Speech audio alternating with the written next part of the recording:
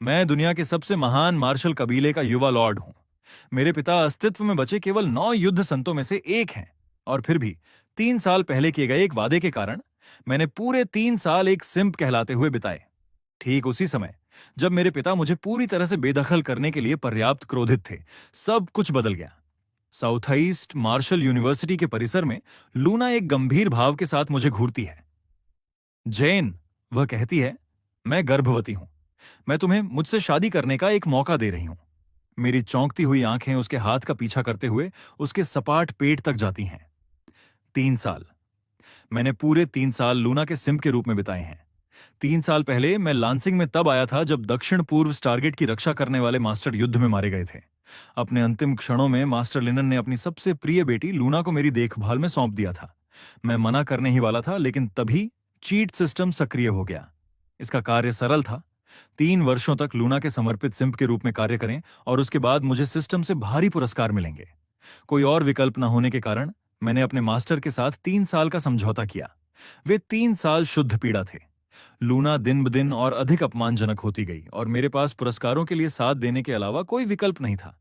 इसके अलावा जो पहचान मुझे विरासत में मिली थी वह साधारण नहीं थी। मेरा कबीला लू परिवार ड्रैगन किंगडम के दक्षिण पूर्व क्षेत्र का शीर्ष मार्शल कबीला है। स्टारगेट्स के जागने के बाद से 800 वर्षों में पूरे लांसिंग पर केवल 10 मानवीय पूर्वज जीवित बचे हैं और लू परिवार उन 10 सीटों में से एक रखता है। स्टारगेट्स के बाद के युग में मानवता ने 9 युद्ध संतों को जन्म दिया, जिनमें से एक मेरे अपने पिता लॉर्ड चान हैं। शेष 8 में से 2 मेरे 2 चाचाओं के हैं। मानवता के 9 युद्ध संतों में से अकेले लू परिवार के पास 3 हैं। वह अनुपात डरावना है। लू परिवार राजधानी के सबसे शक्तिशाली कबीलों के बराबर खड़ा है। प्रतिष्ठा की परतों में लिपटा हुआ मेरा हर कदम दुनिया की नजरों में रहता है, और फिर भी इस भयानक विरासत से मेरे जैसा एक सिंप निकला। मेरे 3 साल के गिड़गिड़ाने ने मेरा नाम दक्षिण पूर्व क्षेत्र और पूरे ड्रैगन किंगडम में कुख्यात कर दिया। इसने पूरे कबीले को गुस्से से भर दिया। हर कोई अपने ही युवा लॉर्ड से नाराज था। यहां तक कि मेरे पिता लॉर्ड शान आधी रात को एक से अधिक बार मेरे बिस्तर के पास दबे पांव आए थे, अपने सिंप बेटे का गला घोंटने के लिए बेताब थे, लेकिन वे कभी ऐसा कर नहीं पाए। मैंने हर अपमान को नजरअंदाज किया और पूरे 3 साल तक अपने दांत पीसता रहा। और आज 3 साल के समझौते का आखिरी दिन है। मुझे बस इसे पार करना है और सिस्टम पुरस्कार देना शुरू कर देगा। मुझे कभी उम्मीद नहीं थी कि लूना आखिरी दिन ऐसा बम फोड़ेगी। साउथ ईस्ट मार्शल यूनिवर्सिटी का परिसर पहले से ही छात्रों से भरा हुआ है, जो अविश्वास में लूना को घूर रहे हैं। लूना और मैंने पहले भी कई बेतहाशा दृश्य पैदा किए हैं, लेकिन उन मानकों के हिसाब से भी यह दृश्य सबसे ऊपर है। भीड़ की हर आंख मुझ पर टिकी है, और फिर भी इस बार मैं बस वहां चुपचाप खड़ा रहता हूं। लूना मेरे सपाट चेहरे को घूरती है, उसकी आंखों में गुस्सा भड़कता है और वह मुझ पर चिल्लाती है, तुम हिचकिचा रहे हो। तुम्हारी वास्तव में हिचकिचाने की हिम्मत हुई? देखने वाले किसी को भी लगेगा कि तुम वो हो जो कुछ गलत कर रहा है। मैं एक लंबी सांस छोड़ता हूं और खुद को शांत करने के लिए मजबूर करता हूं। मैं सहमत हूं। भीड़ पूरी तरह से अवाक रह जाती है। लूना फिर से अपनी ठुड्डी ऊपर उठाती है। यह हुई ना बात, लेकिन तुम्हारी थोड़ी सी हिचकिचाहट ने मुझे परेशान कर दिया, और तुमसे शादी करने के लिए मेरी शर्तें हैं। एक वधु मूल्य पर कोई समझौता नहीं होगा, और यह विशिष्ट पारिवारिक मानकों को पूरा करना चाहिए। मेरे माता पिता ने मुझे पाला और यह आसान नहीं था। एक महिला जब शादी करती है तो वह सुरक्षा की हकदार होती है। जहां तक मेरी तरफ से दहेज की बात है, तो वह नहीं होगा। तुम जानते हो, मेरे पिता वेस्ट गेट की रक्षा करते हुए मर गए और हमारा परिवार बिखर गया। इसके अलावा शादी के बाद तुम्हें बच्चे को अपने परिवार में एक वैध स्थान देना होगा। बच्चे के साथ बिल्कुल अपने सगे खून की तरह व्यवहार करना होगा, और यह नहीं पूछना है कि पिता कौन है। तुम मेरी स्वतंत्रता को प्रतिबंधित नहीं कर सकते, और तुम मुझे ऐसा कुछ भी करने के लिए मजबूर नहीं कर सकते जो मैं नहीं करना चाहती। लूना बिना सांस लिए एक के बाद एक मांगें दागती जाती है। उनमें से हर एक शालीनता के हर टुकड़े को चकनाचूर कर देती है। कैंपस के छात्र बिल्कुल दंग हैं। जब वह आखिरकार खत्म करती है तो लूना मेरी ओर मुड़ती है। तो क्या तुम इन सब पर सहमत हो सकते हो? यदि तुम कर सकते हो तो चलो कल शादी करते हैं। मैं लापरवाही से सिर हिलाता हूं। मैं सहमत हूं। वैसे भी इससे कोई फर्क नहीं पड़ता। कल सब कुछ बिखर जाएगा। मैं यहां केवल अपने सिस्टम पुरस्कारों की प्रतीक्षा कर रहा हूं। कल मैं तुम्हारे पास लांसिंग की अब तक की सबसे भव्य शादी लेकर आऊंगा। घर पर रहो और मेरा इंतजार करो। मेरे शब्द ठहरे हुए पानी में पत्थर की तरह गिरते हैं। भीड़ पूरी तरह खामोश हो जाती है। उन्हें इसे समझने में एक लंबा क्षण लगता है। लू परिवार के युवा लॉर्ड वास्तव में सौदा करने के लिए सहमत हो गए। जब अंततः यह बात समझ में आती है तो परिसर शोर से फट पड़ता है। दक्षिण पूर्व क्षेत्र के शीर्ष कबीले के उत्तराधिकारी के रूप में उसकी शादी की कोई भी खबर अपने आप में भारी ध्यान आकर्षित करती। अनगिनत कबीलों और शक्तियों ने मेरे परिवार में शादी करने के मौके के लिए जी जान लगा दी है, और फिर भी यहां मैं इस तरह सबसे हास्यास्पद तरीके से शादी कर रहा हूं। इसकी जो लहर उठेगी वह कल्पना से परे है, और लूना से ज्यादा गर्व किसी को नहीं है। किसी और के बच्चे के साथ गर्भवती होने पर उसे कोई शर्म महसूस नहीं होती। इसके बजाय उसे गर्व है कि जेन ने सच्चाई जानने के बाद भी उसे चुना। मैं इंतजार करूंगी। जेन, तुम एक मर्द हो, याद रखना तुमने आज क्या कहा है। लूना की आंखों में जीत की चमक कौंधती है। उसके चेहरे पर खुला तिरस्कार फैल जाता है।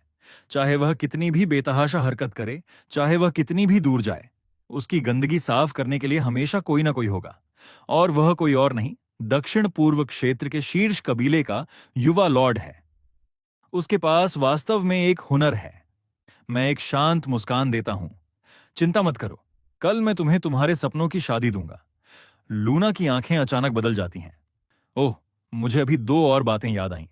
तुम जानते हो, कल मेरे पिता का स्मृति दिवस है, इसलिए मैं चाहती हूं कि उन्हें मेरी गर्भावस्था की अच्छी खबर मिले, और मैं चाहती हूं कि वह मेरी खुशी के साक्षी बने।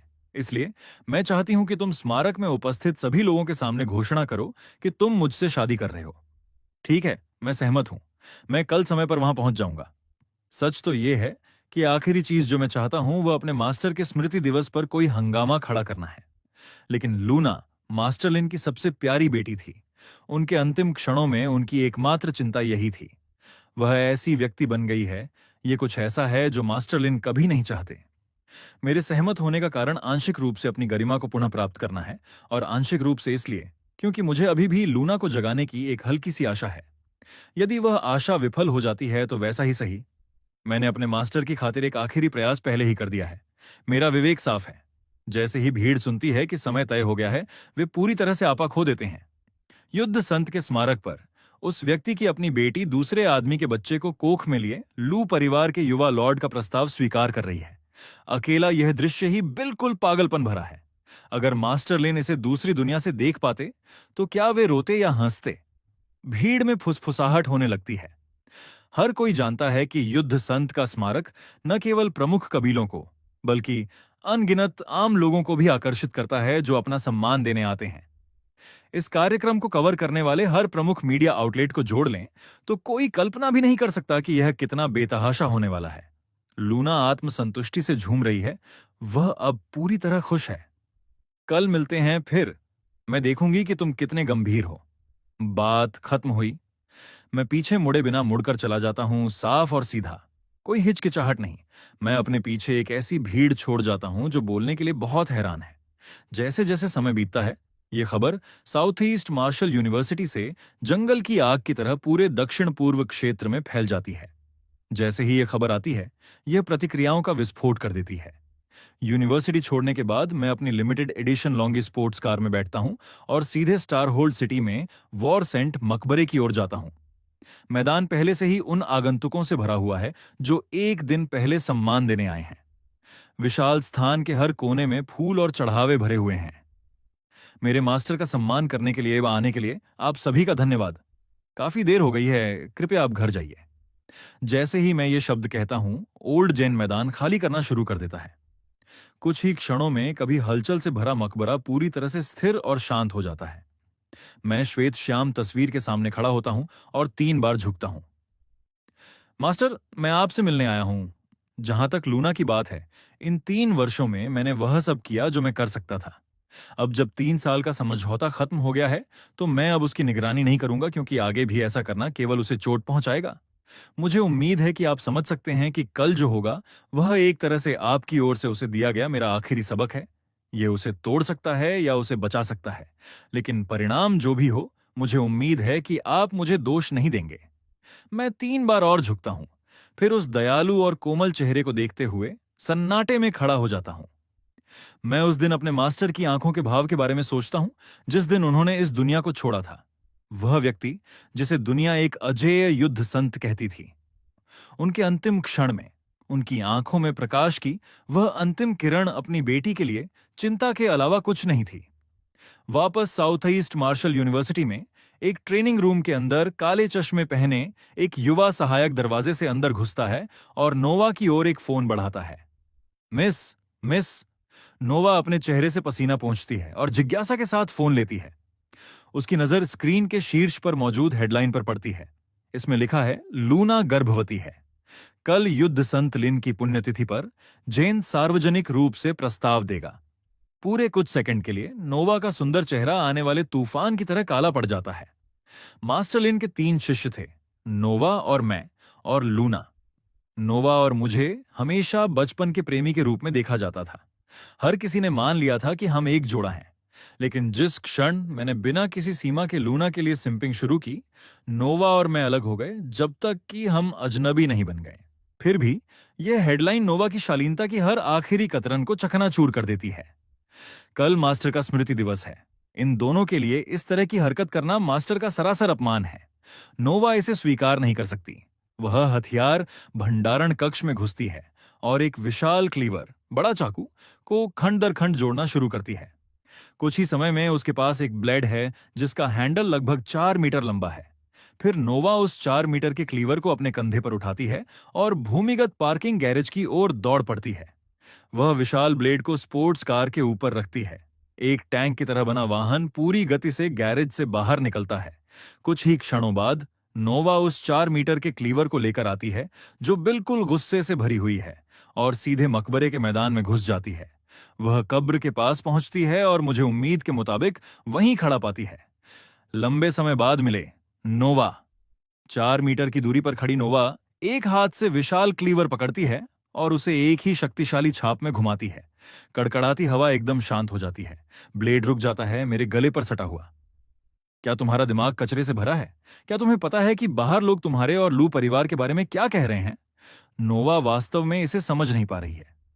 लू परिवार के पुरुष वे हैं जिन्हें बाकी सभी लोग आदर्श मानते हैं और उनके पीछे भागते हैं। वे दक्षिण पूर्व क्षेत्र के हर युद्ध क्षेत्र पर हावी हैं। उनका खून उस जमीन के हर इंच पर बहा है जहां मानवता कभी खड़ी हुई है।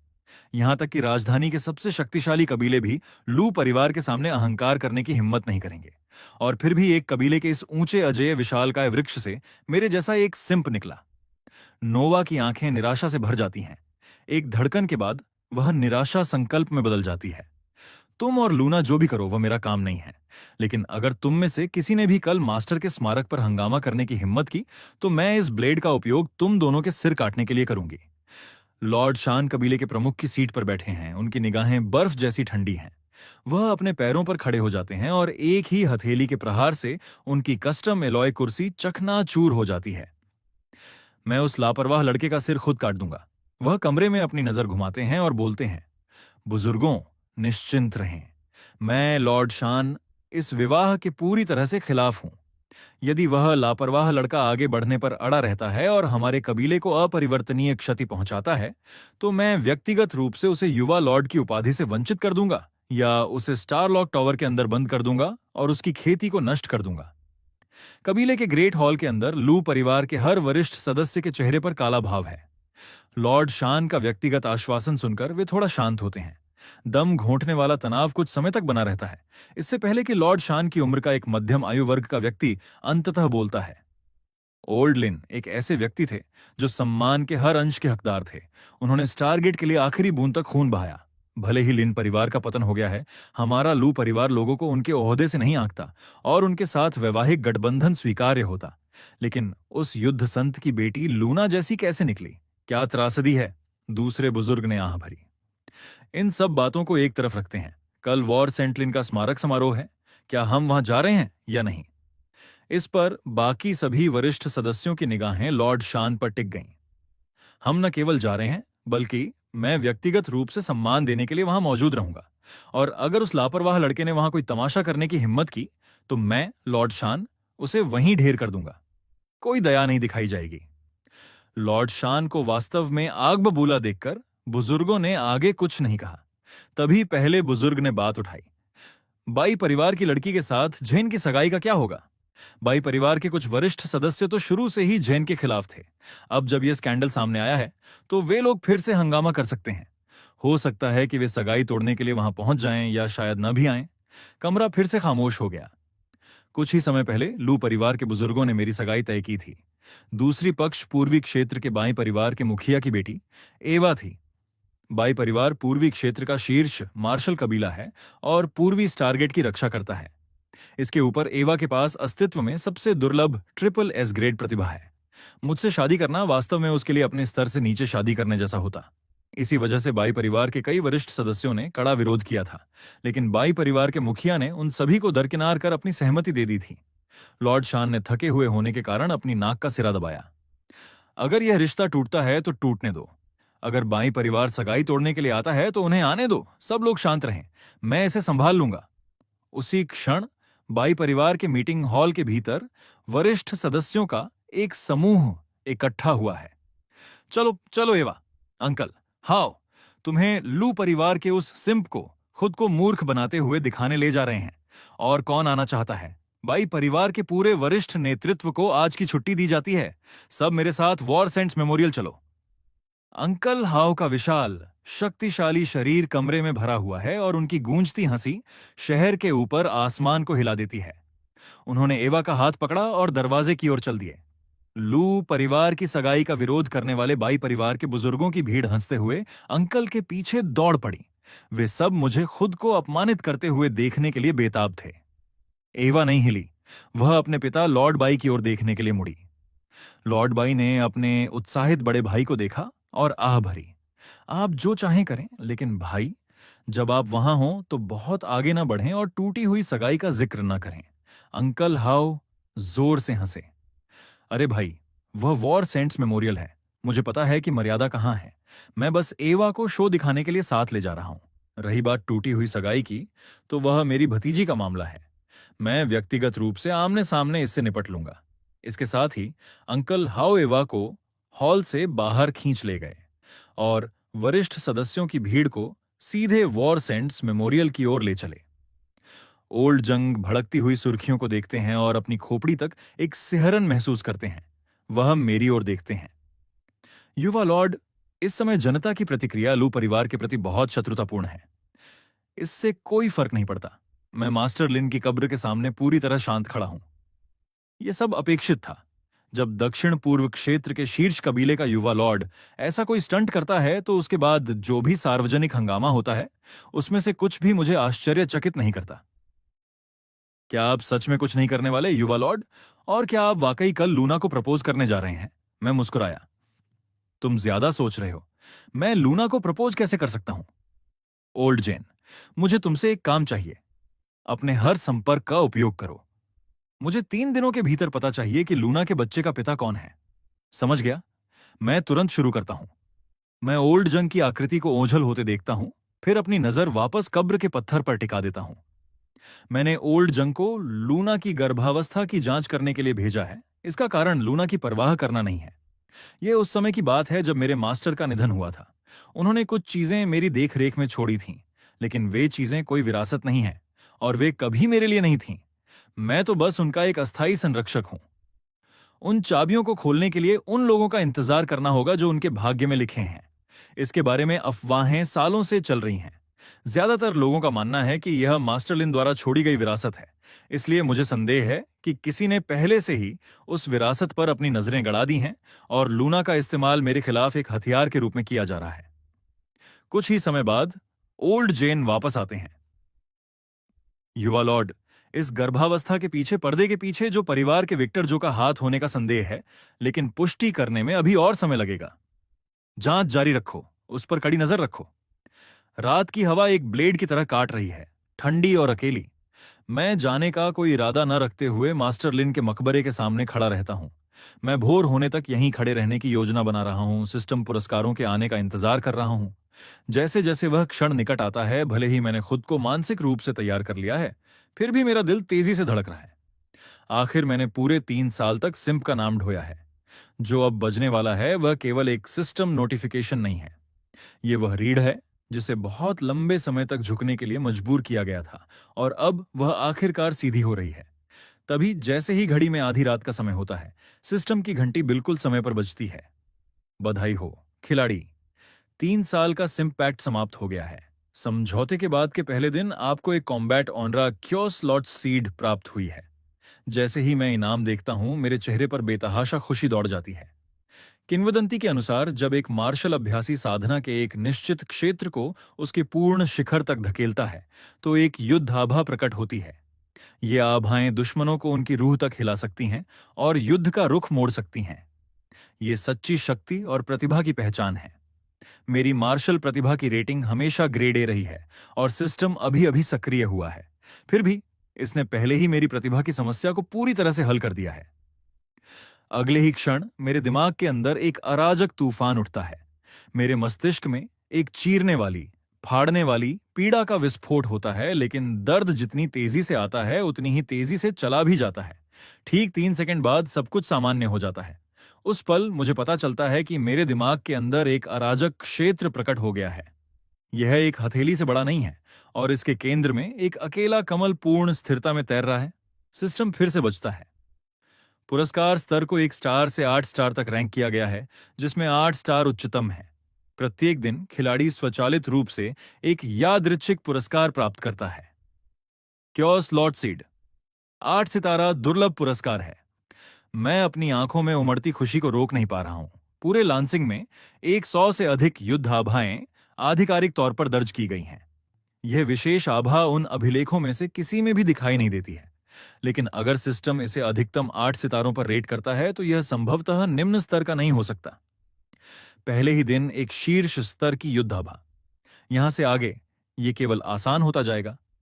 ये सोचते हुए मुझे अचानक महसूस होता है कि उन 3 वर्षों के दौरान मैंने जो भी कष्ट सहे, वे सब सार्थक थे। मैं सोचता हूं कि अब मेरी प्रतिभा का स्तर कैसा दिखता है। एक शक्तिशाली युद्ध आभा केवल युद्ध में शक्ति का प्रदर्शन नहीं है। इसका बड़ा उद्देश्य उसे धारण करने वाले की प्रतिभा और क्षमता को बदलना है। सतह पर मैं अभी भी ग्रेड ए प्रतिभा वाला ही दिखाई देता हूं, लेकिन अब जब मेरे पास क्योर स्लॉट सीड है, तो कौन कह सकता है कि मेरी किस्मत क्या होगी। पहले मैं अपना हर दिन लूना के पीछे भागते हुए बिताता था। इसके ऊपर मेरी कल्टीवेशन भी गंभीरता से कोसों दूर थी। इसलिए लू परिवार के संसाधनों के बावजूद मैं केवल दूसरे चरण के अंतिम स्तर पर था, जो ए ग्रेड प्रतिभा के औसत तक भी नहीं पहुंचता। मेरे विचार और भी स्पष्ट हो जाते हैं और मैं यह परीक्षण करने का निर्णय लेता हूं कि क्या मेरी प्रतिभा बदल गई है। कुछ ही क्षणों में मैं अपनी स्मृति से क्यूई ब्लड कल्टीवेशन पद्धति खोजता हूं और उसे प्रवाहित करता हूं। महारत पलक झपकते ही आ जाती है। मेरे पीछे मुश्किल से दिखाई देने वाला एक कमल उभरने लगता है।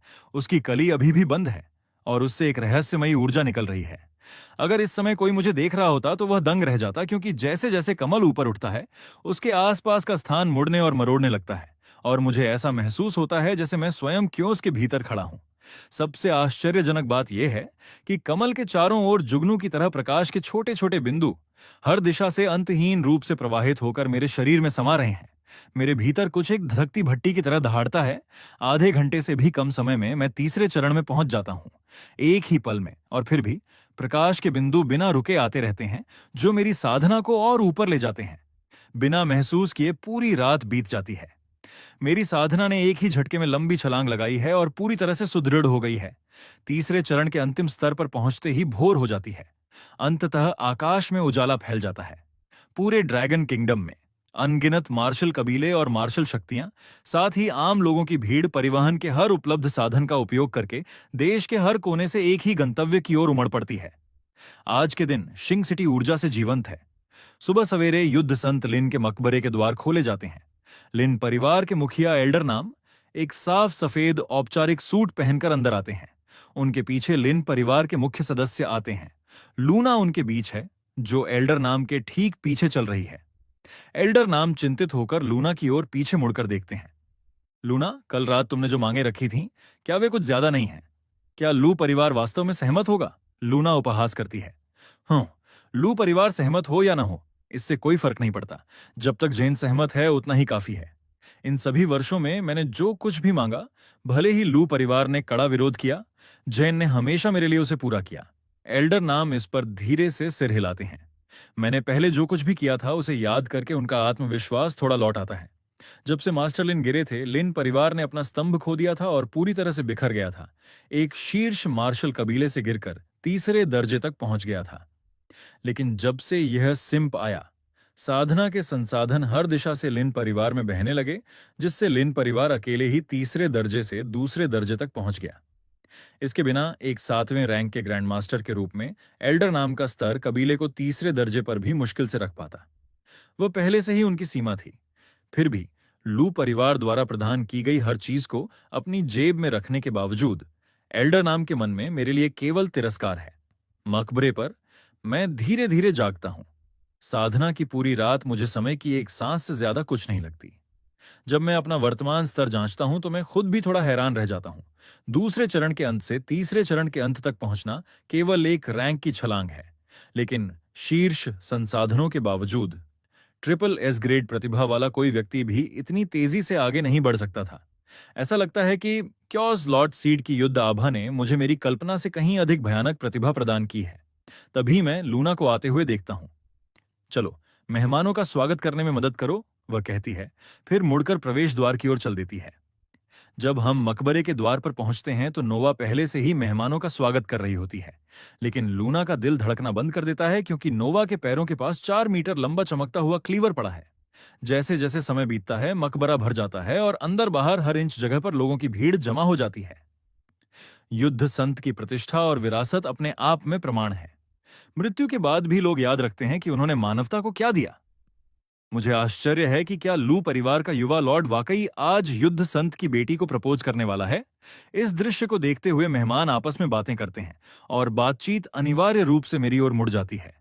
आखिरकार यह कहानी बहुत बड़ी हो चुकी है और यह निस्संदेह साल का सबसे हास्यास्पद ड्रामा है। भीड़ में अचानक गड़गड़ाहट जैसी आवाज गूंजती है। लू परिवार यहां है। अनगिनत निगाहें मकबरे के प्रवेश द्वार की ओर मुड़ जाती हैं। मेरे पिता लॉर्ड शान अपने पीछे 2 लोगों के साथ अंदर आते हैं।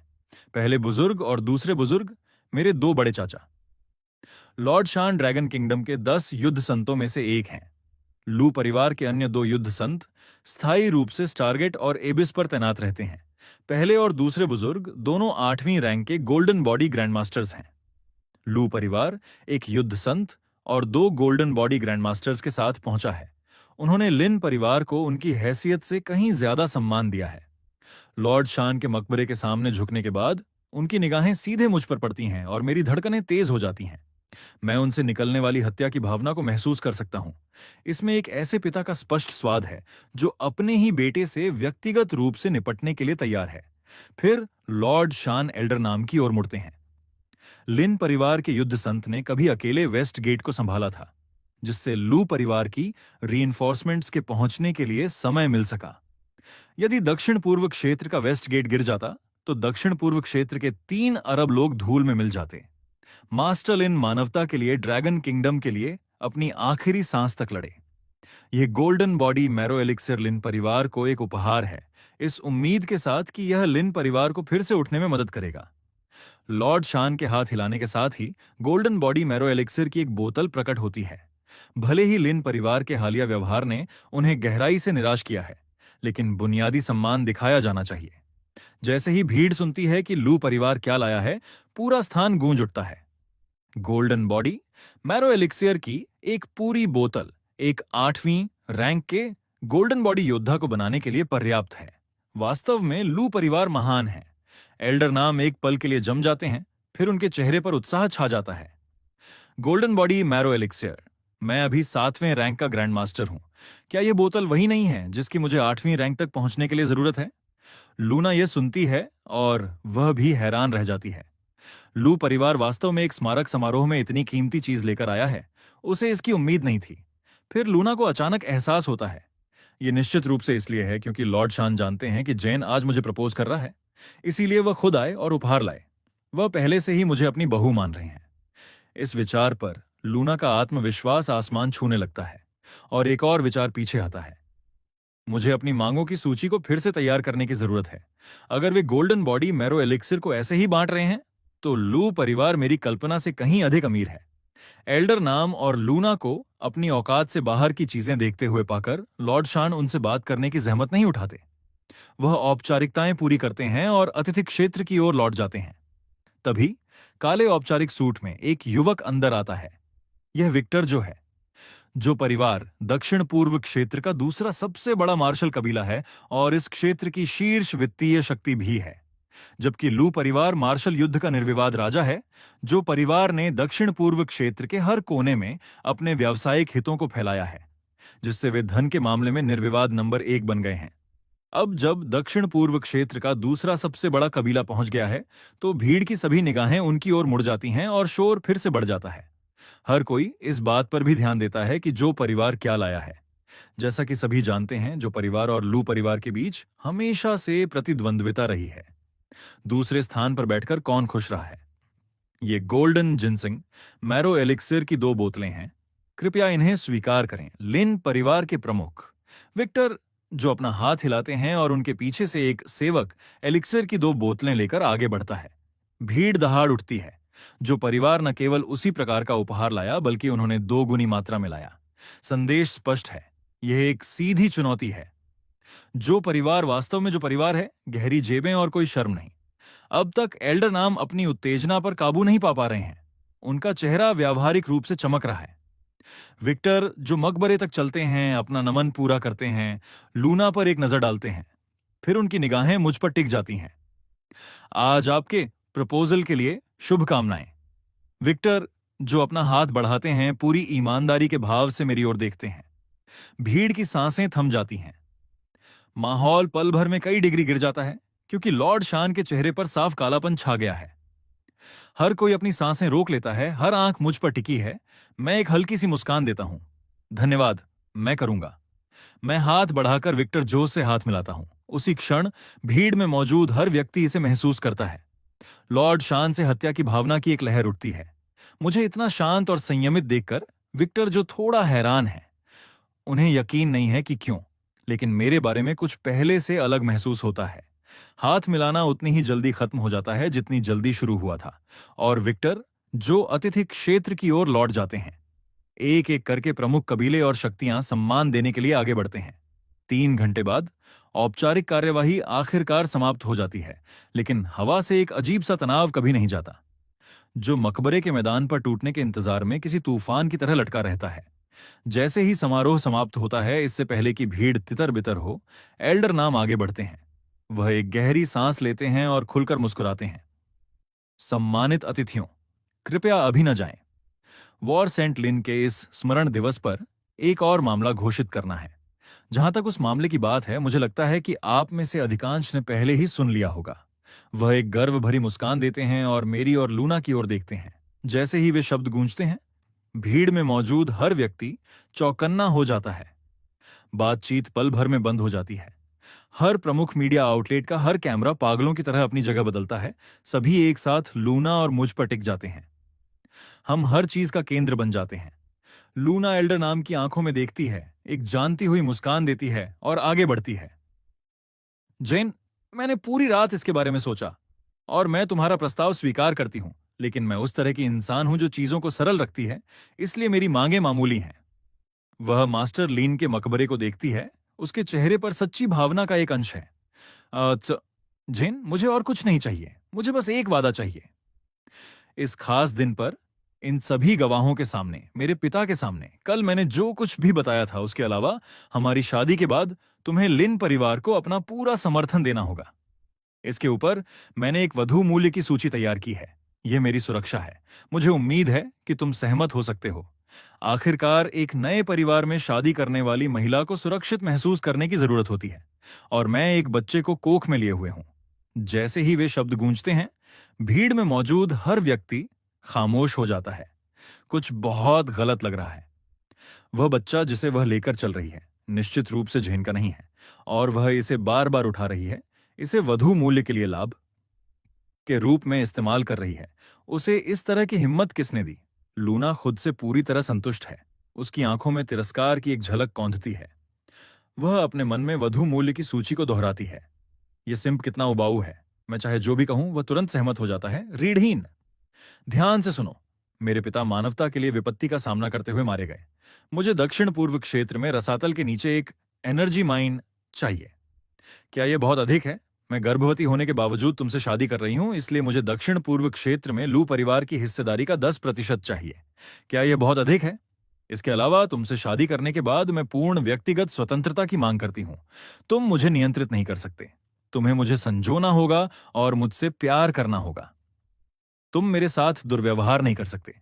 यदि कोई मेरे साथ दुर्व्यवहार करता है तो तुम्हें चाहे कुछ भी हो जाए मेरी रक्षा करनी होगी।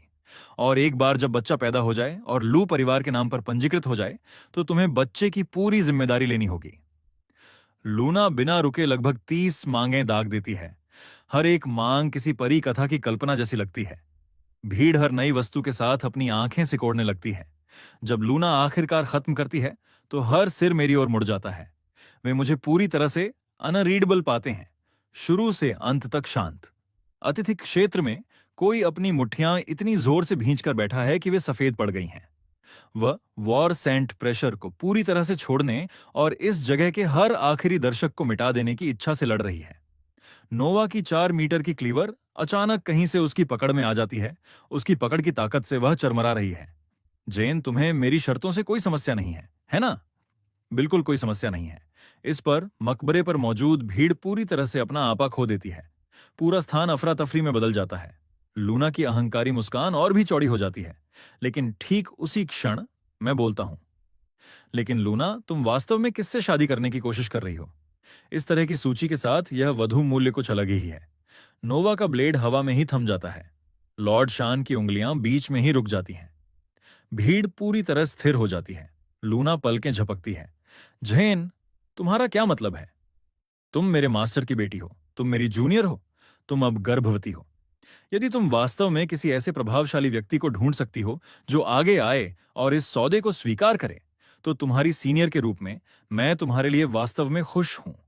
लूना का चेहरा लोहे जैसा भूरा पड़ जाता है। उसकी आवाज बर्फ जैसी ठंडी हो जाती है। जेन, मैं तुम्हें चेतावनी दे रही हूं। मेरे साथ इस तरह का मजाक मत करो। मैं तुम्हें एक और मौका दे रही हूं। जो तुमने अभी कहा उसे वापस लो, वरना मेरा तुम्हारा रिश्ता हमेशा के लिए खत्म। मैं धीरे से अपना सिर हिलाता हूं। मुझे सीधे सीधे कहने दो, मेरा तुमसे शादी करने का कभी कोई इरादा नहीं था। जैसे ही ये शब्द मेरे मुंह से निकलते हैं, भीड़ उमड़ पड़ती है। लूना और पूरा लिन परिवार गुस्से से पीला पड़ जाता है। एल्डर नाम का भाव घातक है क्योंकि वह मुझे घूरते हैं। जेन, मैंने कभी नहीं सोचा था कि तुम पूरी तरह से सम्मानहीन हो सकते हो, और सोचना कि मैं लूना का पूरा जीवन तुम्हें सौंपने पर विचार कर रहा था। मैं अब घोषणा करता हूं कि तुमने लूना से शादी करने का कोई भी मौका पूरी तरह और स्थायी रूप से खो दिया है।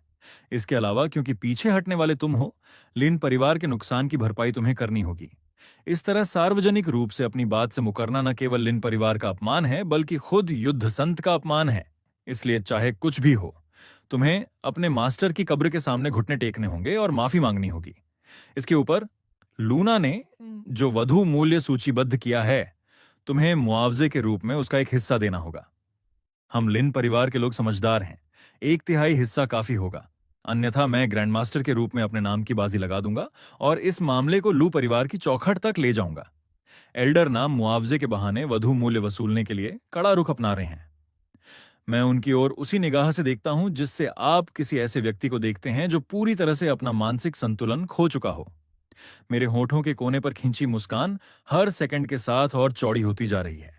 एल्डर नाम को एक झटका सा महसूस होता है, जैसे किसी चीज ने सीधे उनके दिमाग पर प्रहार किया हो। ये कैसी नजर है? जब तुम एक ग्रैंड मास्टर के सामने खड़े होते हो तो तुम्हारे पास सम्मान की बुनियादी समझ भी नहीं होती, है ना? एल्डर नाम गुस्से से उबल रहे हैं, उनका सीना धड़क रहा है। मैं उनकी ओर एक धीमा, बिना किसी हड़बड़ाहट के कदम बढ़ाता हूं। ग्रैंड मास्टर की उपाधि, क्या आप वास्तव में समझते हैं कि इसका असल मतलब क्या है? क्या आप इसके लायक हैं? वे शब्द एल्डर नाम की दुखती रग पर वार करते हैं। वह गुस्से से फट पड़ते हैं। तुम डीठ छोटे बदमाश, तुम एक बेकार ग्रेड 1 प्रतिभा वाले अमीर लड़के हो जो खाने और खेलने के अलावा कुछ नहीं करता, और तुम्हारी हिम्मत एक 7वें रैंक के ग्रैंड मास्टर को नीचा दिखाने की हुई। तो मुझे बताओ, मैं इसके लायक कैसे नहीं हूं? अगर तुम इसे किसी ठोस बात से साबित नहीं कर सके, तो भले ही तुम लू परिवार के युवा लॉर्ड हो, मैं तुम्हारे दरवाजे पर आकर जवाब मांगूंगा। एल्डर नाम की उग्र चुनौती का सामना करते हुए मेरा चेहरा पूरी तरह शांत रहता है। मैं धीरे धीरे और नपे तुले शब्दों में बोलता हूं, हम इस बात में नहीं जाएंगे कि आपने लूना के जरिए लिन परिवार के लिए मुझसे चुपचाप कितने साधना संसाधन निकलवाए। लूना बाहर गई और दूसरे आदमी से गर्भवती हो गई। और एक अभिभावक के रूप में जो उसे सही ढंग से पालने में विफल रहा, आपका पहला कदम खुद से सवाल करना नहीं था। इसके बजाय आप मांग करते हैं कि मैं, जो पूरी तरह से इसमें शामिल नहीं है, घुटने टेकूं और भीख मांगूं। एक ऐसा व्यक्ति जो सही और गलत में फर्क नहीं कर सकता, जिसमें सम्मान या अखंडता की बुनियादी समझ नहीं है। क्या आप ग्रैंड मास्टर की उपाधि के लायक हैं?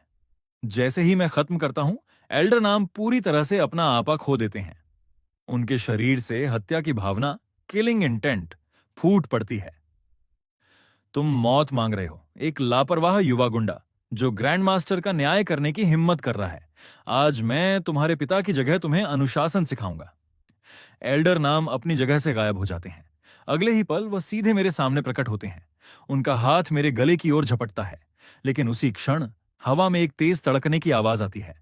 एल्डर नाम का शरीर किसी तोप के गोले की तरह पीछे की ओर उड़ता है, जमीन को रगड़ते हुए।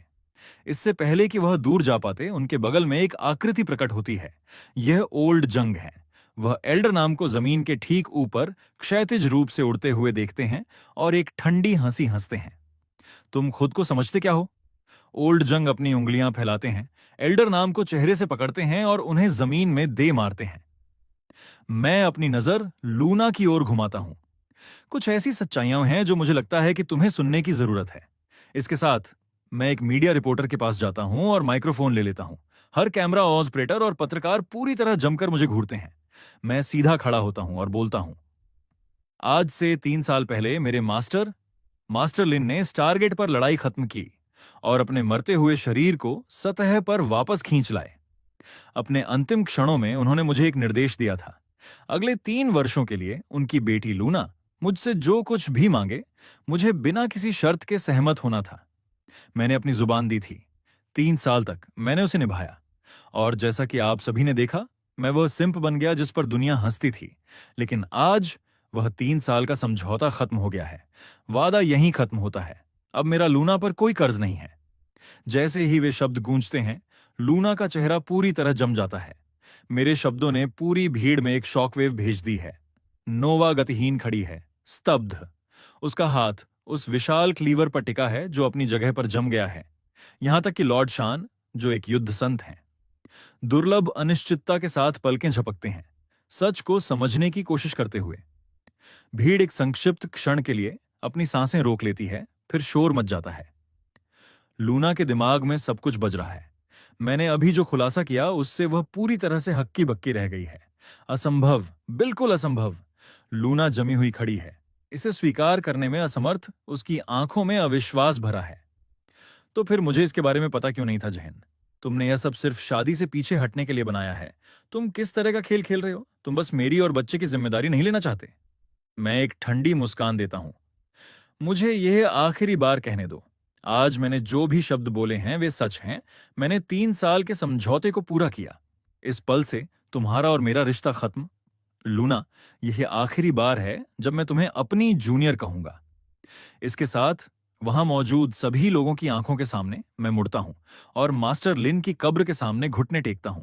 3 बार सिर जमीन से लगाकर नमन करता हूं। मास्टर, आपने एक बार कहा था कि 3 नमन एक बंधन को सील कर देते हैं। जिस दिन हमारा रास्ता मिला, आपने मुझे अपने शिष्य के रूप में स्वीकार किया। अब इन 3 नमन के साथ गुरु और शिष्य के बीच का बंधन पूरा हुआ। जहां तक लूना की बात है, मैंने वह सब किया जो मैं कर सकता था। अब जो कुछ भी होगा उसका सामना उसे अकेले करना होगा। नमन समाप्त होता है। मैं धीरे धीरे अपने पैरों पर खड़ा होता हूं, फिर कब्र की ओर एक अंतिम गहरा नमन करता हूं और पूरी तरह सीधा खड़ा हो जाता हूं। मेरी रीढ़ एकदम सीधी है।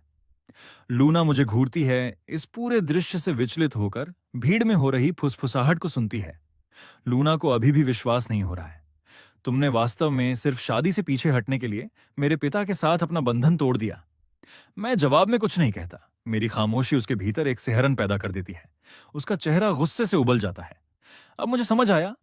कल तुमने प्रस्ताव के लिए इसलिए सहमति दी थी ताकि तुम आज पीछे हट सको और सबके सामने मुझे अपमानित कर सको। जैन, तुम बहुत क्रूर हो। चाहे कुछ भी हो, मेरे पिता पूरे 3 साल तक तुम्हारे मास्टर थे। जिस तरह से तुम मुझे अपमानित कर रहे हो, लिन परिवार को अपमानित कर रहे हो, तुम अपने साथ कैसे रह सकते हो? लूना लगभग चिल्ला रही है। फुसफुसाहटों और उठती उंगलियों से घिरी लूना शर्म और गुस्से में अपना आपा खो देती है। वह मेरी ओर दौड़ती है और मुझे चेहरे पर मारने के लिए हाथ उठाती है, लेकिन अचानक कहीं से एक कुचलने वाला दबाव उस पर पड़ता है। लूना सबके सामने सीधे घुटनों के बल गिर जाती है। मास्टर लिन की कब्र के सामने उसे झुकने पर मजबूर कर दिया गया है। ओल्ड जेन ने अपनी 8वीं रैंक की गोल्डन बॉडी का दबाव छोड़ दिया है और उसे पूरी तरह से जमीन पर टिका दिया है। लूना की आंखों की पूरी चमक बुझ जाती है। उसकी निगाहें शून्य हो जाती हैं। जेन, मैं तुम्हें कभी माफ नहीं करूंगी, तब भी नहीं जब तुम मेरे सामने घुटने टेकोगे। इस क्षण में लूना का संयम पूरी तरह से टूट जाता है। उसकी आंखों से जीवन की अंतिम किरण भी ओझल हो जाती है। मैं लूना को चीखने देता हूं। मैं पीछे मुड़कर नहीं देखता। मैं एक तेज गति के साथ अपना हाथ उठाता हूं और अपनी स्टोरेज रिंग से चंदन के 3 बक्से निकालता हूं। मेरे मास्टर के गिरने से पहले के दिनों में उन्होंने कुछ चीजें मेरी देखरेख में रखी थीं। मेरा मानना है कि आप में से कई लोगों ने इसके बारे में सुना होगा। जैसे ही मैं ये कहता हूं, भीड़ में मौजूद हर चेहरे पर सदमे की लहर दौड़ जाती है, जिसके बाद उनकी आंखों में एक दहकती हुई भूख दिखाई देती है। केवल लॉर्ड शान, जो स्वयं एक युद्ध संत हैं, शांत रहते हैं। वह अपनी एक भौं को थोड़ा ऊपर उठाते हैं और मेरी ओर देखते हैं। विक्टर जो का सिर झटके से ऊपर उठता है, उसकी निगाहें ठंडी और शिकारी जैसी हो जाती हैं, और लूना, जिसकी आंखें पूरी तरह से मर चुकी थीं, अचानक फिर से चमक उठती है। मेरी अपनी आंखें भी चमकती हैं जब मैं अलग अलग भावों वाले चेहरों की भीड़ को देखता हूं। इन 3 बक्सों के अंदर क्या है, मेरे मास्टर ने कभी नहीं बताया, और वे कभी मेरे लिए नहीं थे। मैं केवल उनका अस्थायी रखवाला हूं। मेरे मास्टर का एकमात्र निर्देश यह था कि आज 3 साल बाद मैं इसे सार्वजनिक करूं। इन 3 बक्सों में से प्रत्येक को खोले जाने से पहले अपने भाग्यशाली व्यक्ति की प्रतीक्षा करनी होगी। भीड़ में मौजूद हर व्यक्ति सीधा खड़ा हो जाता है। उनकी आंखें उन 3 बक्सों को घूरते हुए जल रही हैं। मैं शांति से मुस्कुराता हूं। निकट भविष्य में मैं पहला बक्सा खोलने की तारीख की घोषणा करूंगा। जब वह समय आएगा तो जो कोई भी रुचि रखता है, उसका अपनी किस्मत आजमाने के लिए स्वागत है। आज का नाटक यहीं खत्म होता है। मेरे मास्टर का सम्मान करने के लिए आने के लिए आप सभी का धन्यवाद। मुझे तत्काल मामलों को निपटाना है, इसलिए मुझे डर है कि मुझे अब आपको छोड़ना होगा। स्मारक समारोह समाप्त हो गया है। आप सभी जाने के लिए स्वतंत्र हैं। मैं मुड़कर बाहर निकलने के द्वार की ओर बढ़ता हूं, लेकिन उसी क्षण मेरे पीछे से हवा को चीरती हुई एक आवाज आती है। जेन, तुम उन बक्सों को अपने साथ नहीं ले जा सकते। वे मेरे दिवंगत भाई के हैं। जो उनका है वह लिन कबीले का है। एल्डर नाम इस मौके को देखते हैं और दर्द के बावजूद खुद को रोकने की कोशिश करते हैं। तभी उनका शरीर पूरी तरह से जवाब दे देता है और वे मुंह के बल जमीन पर गिर पड़ते हैं। उनके नीचे संगमरमर की शिलाएं चकनाचूर हो जाती हैं। ओल्ड जंग उनके सिर पर पैर रख देते हैं। ग्रैंड मास्टर, नीचे ही रहो। फिर ओल्ड जंग मेरे साथ मार्शल सेंट मेमोरियल से बाहर निकलते हैं। वह मुझे स्पष्ट संतुष्टि के साथ देखते हैं। आज की घटना ने निश्चित रूप से उन्हें चौंका दिया था। तभी एक परिचित आकृति करीब आती है। नोवा आगे दिखाई देती है। उसके कंधे पर 13 फीट का ब्लेड रखा है। हम खामोशी में आमने सामने खड़े होते हैं। नोवा ही पहले बोलती है, तो मास्टर लिन ने वाकई तुम पर भरोसा किया था। मैं कंधे उचकाता हूं। मैंने वह सब कह दिया है जो मुझे कहना था। मुझे उम्मीद है कि वह काफी होगा। कितने शर्म की बात है, आज इस ब्लेड से खून नहीं निकला। नोवा उस विशाल ब्लेड को 2 भागों में विभाजित करती है और उसे स्पोर्ट्स कार पर लाद देती है। ओल्ड जंग मुझे अंदर ले जाते हैं। इंजन स्टार्ट होता है और हम वहां से निकल जाते हैं। स्मारक स्थल खंडहर में तब्दील हो गया है। भीड़ एल्डर नाम और लूना को घूर रही है। कुछ लोग कटाक्ष कर रहे हैं, कुछ दया दिखा रहे हैं, लेकिन एक भी व्यक्ति मदद के लिए आगे बढ़ने की हिम्मत नहीं करता, क्योंकि लू कबीले के मार्शल संत अभी भी यहीं हैं। तभी हंसी की एक ऐसी दहाड़ गूंजती है जो किसी की भी रूह कंपा दे। लॉर्ड शान अपने दोनों हाथ पीठ के पीछे रखते हैं, आसमान की ओर देखकर हंसते हैं और वहां से चले जाते हैं। पहले और दूसरे बुजुर्ग उनके पीछे हंसते हुए निकलते हैं। यह पूरा दृश्य अवास्तविक लगता है। लॉर्ड शान ने इस पूरे समय एक शब्द भी नहीं कहा है। यहां तक कि जब एल्डर नाम ने बार बार मेरी ओर हत्या की भावना छोड़ी, तब भी लॉर्ड शान ने कोई कार्रवाई नहीं की। लेकिन अभी उनकी खामोशी सब कुछ कह रही है। जैसे ही लॉर्ड शान जाने के लिए मुड़ते हैं, अन्य कबीले और मेहमान भी पीछे चल देते हैं। अंकल हाओ, हमें तो असली मजा देखने को भी नहीं मिला, लेकिन जिन, वह उस पालतू कुत्ते जैसा बिल्कुल नहीं है जिसके बारे में सब बात करते थे। भीड़ में एक युवती और एक मध्यम आयु वर्ग का व्यक्ति निकास की ओर बढ़ते हैं। यह अंकल हाओ के साथ बाई कबीले की एवा है। अंकल हाओ वास्तव में उलझन में दिख रहे हैं। कुछ तो गड़बड़ है। क्या हम अभी भी सगाई तोड़ रहे हैं? एवा की आंखें चौड़ी हो जाती हैं। बिल्कुल तोड़ रहे हैं। वह लड़का तुम्हारे लायक नहीं है। हमें आखिरकार अपना मौका मिल गया है, जल्दी करो। लेकिन उससे पहले मैं तुम्हें 5 मीज अकादमी ले चलता हूं। क्या तुम हमेशा से 5 रैंकिंग को चुनौती नहीं देना चाहती थी? हम यहां हैं ही तो यह भी कर ही लेते हैं। जैसे ही भीड़ छंटती है, कबीले के सदस्य एल्डर नाम को उनके पैरों पर खड़ा करने में मदद करते हैं। उनका दिमाग फटने की कगार पर है। क्यों? मैं इसे स्वीकार नहीं करूंगा। एल्डर नाम गुस्से में चीखते हैं। उनका चेहरा पूरी तरह विकृत हो गया है। भाई, आपने सब कुछ उस भेड़िए के बच्चे के लिए क्यों छोड़ दिया? क्या लिन कबीला आपके लिए कुछ भी नहीं था? एल्डर नाम आसमान की ओर देखकर चिल्लाते हैं और खून की उल्टी करते हैं। आज जो कुछ भी हुआ, विशेष रूप से ओल्ड जंग द्वारा 2 बार जमीन पर पटक दिया जाना, इस 7वें रैंक के ग्रैंड मास्टर को एक आंतरिक राक्षस, इनर डीमन, विकसित करने के खतरनाक करीब धकेल देता है। जल्द ही स्मारक समारोह की हर बात इंटरनेट पर फैल जाती है। हर प्लेटफॉर्म, हर ट्रेंडिंग लिस्ट में शीर्ष पर पहुंच जाता है। सबसे बड़ी कहानी, मेरी पालतू कुत्ते वाली छवि पूरी तरह से चकनाचूर हो गई है। घर वापस आने पर सिस्टम अपना दूसरा इनाम देता है। डिंग डिवोशन सिस्टम, दूसरे दिन का इनाम सॉवरन ब्लेड, संप्रभु तलवार। मैं तलवार की तकनीक को ध्यान से देखता हूं। मेरी सांसें थम जाती हैं। कोई दिखावटी हरकत नहीं, कोई चाल नहीं, कुछ भी अतिरिक्त नहीं। बस एक प्रहार, एक साफ और पूर्ण प्रहार। सब कुछ जटिल हटा दें और जो बचता है वह अभी भी सब कुछ नष्ट कर सकता है। इसका अध्ययन करने के बाद मैं तकनीक से अपना ध्यान हटाता हूं और अपने दिमाग की विशाल अराजकता की ओर मुड़ता हूं। प्राइमोर्डियल लॉर्ड्स अभी भी वहीं तैर रहा है। उसकी कली मजबूती से बंद है, समय की शुरुआत से अपरिवर्तित, प्राचीन गहराई और शांत वजन का आभा लिए हुए। चाहे वह प्राइमोर्डियल लॉर्ड्स हो या सॉवरेन ब्लेड, दोनों ही अमूल्य क्षमताएं हैं। पुरस्कारों के केवल 2 दिन और मैं पहले से ही आज के शीर्ष दिग्गजों में खड़ा हूं। मैं कल्पना भी नहीं कर सकता कि जैसे जैसे समय बीतेगा और इनाम आते रहेंगे, लू कबीले के पूरे समर्थन के साथ मैं कितना अजेय बन जाऊंगा। तभी ओल्ड जंग की आवाज मुंह तक पहुंचती है। युवा मास्टर, कबीले के लॉर्ड ने आपको बुलाया है। मैं आ रहा हूं। मैं कबीले के मीटिंग हॉल की ओर बढ़ता हूं। विशाल कक्ष के अंदर रोशनी चमक रही है। लॉर्ड शान मुख्य सीट पर बैठे हैं। पहले और दूसरे बुजुर्ग उनके दोनों ओर हैं। उनके नीचे कबीले का बाकी वरिष्ठ नेतृत्व बैठा है। अभिवादन। कमरे में मौजूद हर चौकस नजर के नीचे मैं अंदर आता हूं और सबको शांति से नमन करता हूं। लेकिन उनके मुड़ते देखने का तरीका बदल गया है। संयमित, स्थिर, न झुकने वाला और न ही पीछे हटने वाला। क्या यह वाकई वही पालतू कुत्ता है जिसे वे कभी जानते थे? लॉर्ड शान मुझे देखते हैं। उनकी आंखों में दुर्लभ स्नेह की चमक है। झेन, क्या कल समारोह में तुमने जो कुछ भी कहा था वह सच था? हर एक शब्द। हाँ, बेहतरीन। झेन, मैंने बुजुर्गों से बात की है और हमने अभी के लिए कबीले के कुछ व्यवसायों को तुम्हें सौंपने का फैसला किया है। चिंता मत करो, यह शुरू में बहुत ज्यादा नहीं होगा। बस इतना ही कि तुम समझ सको कि चीजें कैसे चलती हैं। 5 मीज से स्नातक होने में तुम्हारे पास अभी भी 1 साल है। तुम्हारी मार्शल प्रतिभा A रैंक है, लेकिन लू कबीले के संसाधनों के साथ हम तुम्हें पूरी ताकत लगाकर 8वीं रैंक तक पहुंचा सकते हैं। और अगर किस्मत ने साथ दिया तो 9वीं रैंक भी असंभव नहीं है। बस अपनी ट्रेनिंग पर ध्यान दो, बाकी सब मुझ पर छोड़ दो। मैं बिना भाव बदले सिर हिलाता हूं। समझ गया पिता, मैं इनमें से किसी भी बात से परेशान नहीं हूं। और मेरा मानना है कि मार्शल पथ पर केवल प्रतिभा ही यह तय नहीं करती कि कोई शीर्ष तक पहुंचेगा या नहीं। लॉर्ड शान हंसते हैं। बहुत अच्छे, तुम्हारी ट्रेनिंग के लिए तुम्हें जो भी चाहिए बस मांग लेना। भले ही तुम्हें पूरे डेमन ड्रैगन कबीले की ड्रैगन आत्मा चाहिए हो, मैं तुम्हारे लिए ले आऊंगा। लॉर्ड शान एक गर्वित और लाड प्यार करने वाले पिता की तरह चमक रहे हैं। उनके चेहरे पर मार्शल संत का कोई निशान नहीं है, लेकिन यह गर्माहट जल्दी ही गायब हो जाती है। उनका चेहरा गंभीर हो जाता है। आज से 10 दिन बाद कोड 886 स्टारगेट के माध्यम से वापस आ रहा है। घर पर रहना। कमरे में मौजूद हर चेहरा एक साथ गंभीर हो जाता है।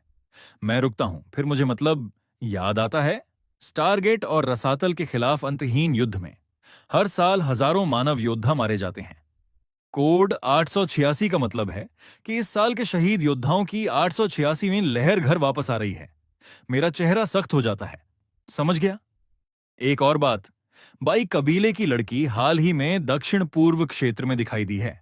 ऐसा लग रहा है कि वह 5 मीज की ओर जा रही है। अपना ख्याल रखना। मुझे नहीं पता कि इसका क्या मतलब है, लेकिन मैं सहमत होता हूं और बाकी सभी से पहले निकल जाता हूं। अपने ट्रेनिंग चैम्बर में वापस आकर मैं सीधे साधना में डूब जाता हूं। अराजकता के भीतर प्राइमोर्डियल लॉर्ड्स फिर से बढ़ता है, खिलने के एक कदम और करीब। मैं अपने दिमाग को साफ करता हूं और एक पल में मैं दांव में प्रवेश कर जाता हूं। अगले ही पल मैं खुद को अराजकता वाले स्थान के भीतर खड़ा पाता हूं। प्राइमोर्डियल लॉर्ड्स मेरे ठीक बगल में स्थिर और शांत बैठा है। मैं उसे ऊपर की ओर देखता हूं। अंकुर पहले से ही मुझसे लंबा है। इसमें कुछ ऐसा है जो मुझे अपनी ओर खींचता है। शुद्ध वृत्ति पर एक विचार जागता है और मैं अपनी एक उंगली बढ़ाता हूं और ऊर्जा छोड़ता हूं। ठीक वैसे ही सॉवरेन ब्लेड की तलवार की रोशनी बिना किसी निशान के अराजकता में समा जाती है। एक लहर तक नहीं उठती। इसी बीच दक्षिण पूर्व क्षेत्र के बंजर इलाकों में कहीं पृथ्वी में 100 फीट से अधिक लंबी दरार फट जाती है। अराजकता वाले स्थान के भीतर मुझे कोई अंदाजा नहीं है कि उस प्रहार ने बाहर क्या किया। मेरे लिए यह कुछ भी नहीं जैसा लगता है, बस एक साधारण प्रहार। मैं इसके बाद 3 और प्रहार करता हूं। ये 4 प्रहार सॉवरेन ब्लेड में सोड इंटेंट के 4 चरणों का प्रतिनिधित्व करते हैं। रेजर सोड क्रूर पूर्ण, सॉफ्ट सोड अप्रत्याशित निरंतर बदलने वाली, हेवी सोड बिना धार के कुचलने वाली और रॉटिंग वुड सोड। उस आखिरी वाले के साथ मुझे कुछ टूटने का एहसास होता है। अराजकता का स्थान फट जाता है और हरी रोशनी तेजी से फैलती हुई अंदर भर जाती है। जब मैं अपनी आंखें खोलता हूं तो मैं वापस ट्रेनिंग चैम्बर में होता हूं। 4th rank. मैं आगे बढ़ गया हूं। मैं अविश्वास में घूरता हूं। मेरी साधना बिना मेरे ध्यान दिए ही आगे बढ़ गई। फिर मुझे समझ आया, सड़ी हुई लकड़ी की तलवार का वह आखिरी प्रहार उसने निश्चित रूप से तीसरे और चौथे चरण के बीच की बाधा को तोड़ दिया था। डिंग डिवोशन सिस्टम। तीसरे दिन का इनाम सेलेस्टियल ब्लड लाइन। सिस्टम बचता है और मुझे एहसास होता है कि पूरी रात बीत चुकी है। मैं उस परिष्कृत रक्त को बाहर निकालता हूं। एक अकेली बैंगनी बूंद मेरे सामने तैर रही है, जिससे एक ऐसा वजन निकल रहा है जो माप से परे प्राचीन महसूस होता है, जैसे कि इसमें एक पूरी आदिम दुनिया समाई हो। सेलेस्टियल ब्लड लाइन का विवरण पढ़ने के बाद मैं भी अपनी उत्तेजना नहीं रोक पाता। ब्लू स्टार पर असाधारण रक्त वंश दिखाई देते हैं, खासकर स्टार रेस और रसातल कबीलों के बीच। लेकिन अब तक किसी भी इंसान ने सेलेस्टियल ब्लड लाइन नामक रक्त वंश को जागृत नहीं किया है। मैं पहला हूं और ये अन्य सभी झात रक्त वंशों से कहीं आगे है। मैं घर पहुंचता हूं और तुरंत इसे शरीर में रिफाइनमेंट शुरू करता हूं। मेरे शरीर के अंदर की आवाज टकराते हुए आसमानों के टकराने जैसी है। 2 दिन बीत जाते हैं। डिंग डिवोशन सिस्टम। चौथा दिन इनाम ड्रैगन टाइगर एलिक्सिर। डिंग डिवोशन सिस्टम। 5वां दिन इनाम पावर बूस्ट कार्ड। उपयोग करने पर 3000 अंक की युद्ध शक्ति प्रदान करता है। दोनों पुरस्कार तुरंत मिल जाते हैं। तीसरे दिन मैं अंततः सेलेस्टियल ब्लड लाइन का रिफाइनमेंट पूरा कर लेता हूं। मैं धीरे धीरे अपनी आंखें खोलता हूं। मेरे मुंह के कोने पर एक शांत मुस्कान है। मैं अपने ब्लड क्यूई को थोड़ा प्रवाहित करता हूं और एक कोमल शुद्ध बैंगनी चमक मेरे पूरे शरीर पर स्पंदित होती है, जो मेरे चारों ओर जुगनू की तरह टिमटिमाती है। मैं अपने सीने पर एक घूंसा मारता हूं। यह लोहे पर चोट करने जैसा बजता है। बेजोड़ प्रतिभा, एक अटूट शरीर और बेमिसाल मार्शल तकनीक। बस कुछ ही दिनों के पुरस्कारों के बाद मैं पहले से ही यहां हूं। इसका अंत कहां होगा? इस गति से मार्शल संत बनना ज्यादा दूर नहीं है। मैं आखिरी 2 पुरस्कारों पर नजर डालता हूं। एक ड्रैगन टाइगर एलिक्सियर और एक पावर बूस्ट कार्ड। पहले की तरह दुर्लभ नहीं है, लेकिन दोनों अत्यंत व्यावहारिक हैं। मैं उठता हूं और बाहर निकलता हूं। ओल्ड जंग ठीक दरवाजे पर है। युवा मास्टर, ये उन व्यवसायों की सूची है जिन्हें आप संभाल रहे हैं। कबीले के लॉर्ड ने इसे भेजा है। मैं सिर हिलाता हूं और सूची ले लेता हूं। Marshal library, Marshal auction house, Marshal arena, beast slaughter house. कुल मिलाकर लगभग 10 प्रविष्टियां हैं, सभी मार्शल से संबंधित। तभी एक प्रविष्टि मेरा ध्यान खींचती है। एक परिचित नाम, स्ट्रैटेजिक इन्वेस्टर, साउथ ईस्ट 5 मीज। मैं उसे घूरता हूं। मार्शल अकादमियां तकनीकी रूप से शिक्षा मंत्रालय के अधीन आती हैं, लेकिन संसाधनों की कमी के कारण वे बाहरी निवेशकों के लिए अपने दरवाजे खोलते हैं। एक प्रतिभा केंद्र के लिए हर बड़ा मार्शल कबीला हिस्सेदारी के लिए लड़ता है। संसाधन झोंकें और आप विशाल संबंधों के द्वार खोल लेते हैं। ये स्नातक दुनिया के हर कोने में फैल जाते हैं। एक मार्शल अकादमी में निवेश करने का मतलब एक ऐसे नेटवर्क को नियंत्रित करना है जिसे केवल पैसा नहीं खरीद सकता। लेकिन जब मैं निवेश की हिस्सेदारी देखता हूं तो मेरी पलकें झपकती हैं। 90%। इसका मतलब है कि 5 मीज मूल रूप से हमारी है। चलिए चलते हैं। 5 मीज गए काफी समय हो गया है। एक चक्कर लगाते हैं और शायद प्रिंसिपल से बात भी हो जाए। मैं मुस्कुराता हूं और निकल जाता हूं। इसी बीच लिन कबीले में माहौल बहुत खराब है। एल्डर नाम पूरी तरह से टूटे हुए दिख रहे हैं। उनका फोन फिर से बजता है। वह स्क्रीन पर नजर डालते हैं, चिढ़ के साथ जवाब देते हैं, फिर कुछ सेकंड बाद काट देते हैं। अंकल नाम कौन था? 5 मीज, वह खून चूसने वाले। संसाधनों की किस्त का समय फिर से आ गया है। उन्हें अपनी सप्लाई चाहिए। लूना, तुम इस साल इसे क्यों नहीं संभालती? अंकल नाम लीन कबीला इस समय मुश्किल से अपना खर्च चला पा रहा है। शायद आपको जकीन से संपर्क करने की कोशिश करनी चाहिए।